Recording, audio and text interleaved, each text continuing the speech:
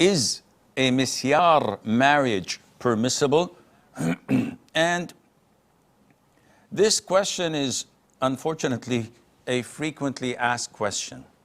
What is Misyar marriage? A Misyar marriage is a normal contract between a man and a woman with the approval of her guardian, with the presence of two male Muslim witnesses, naming the dowry. So what's the difference between it and a normal marriage?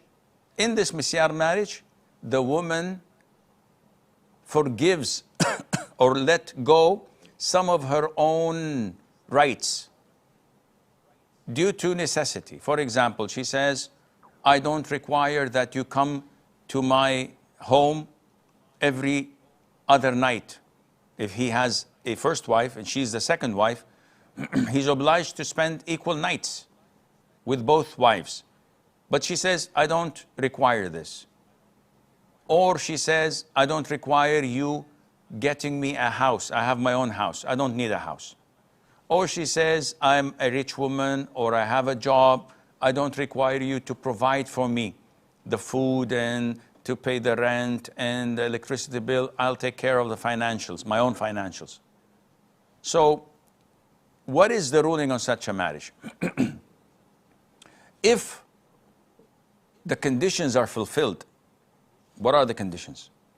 The main condition is that the marriage is for good and hopefully for life until these conditions or until these needs are gone. So the woman says, for example, I have old parents, I have to take care of them. There's no one else to take care of them, and I can't spend a whole day with you in a house and leave them alone. So I'm happy if you come twice a week and you sit with me for 4 or 5 hours and we dine and we do whatever, and alhamdulillah. And the man says, I have a wife and children and I have needs, but I can't financially support a woman in a separate house. If Allah Azza wa Jal provides for me and I get more money, yes, I'll do that in the future. So their intention is good.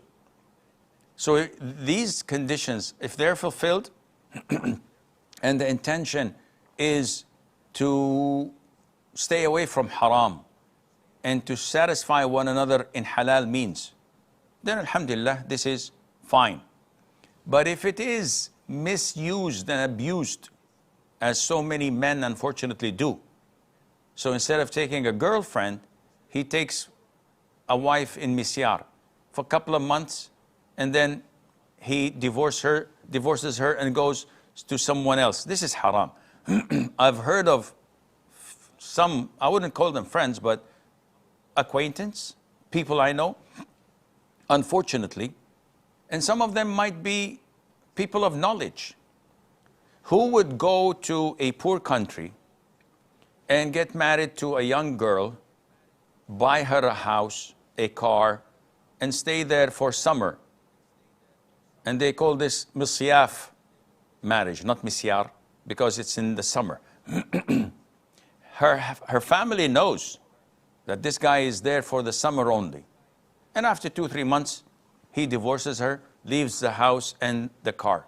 And he says, Sheikh, it's a win-win. The family is happy, the girl is happy, and no one is to be blamed. And if you look at the contract, it's not timed. So no one dares to say that, okay, I'm going to marry you for 2 months and then I'm divorcing you. No, this is totally haram. This is mut'ah marriage. A timed marriage is haram and it's invalid. But they know, he knows, that this is why he's there. He's been married like 19 times. And he does this and he benefits the family. And he says it's okay. Logically, it's okay, but it's not okay. This is messing up with the Sharia and using it for your own whims and desires, which is not permissible, and Allah knows best. So, if the Misyar marriage is as described, with the good intentions, with the intention of staying away from haram until things improve and become better, inshallah, there's nothing wrong in that.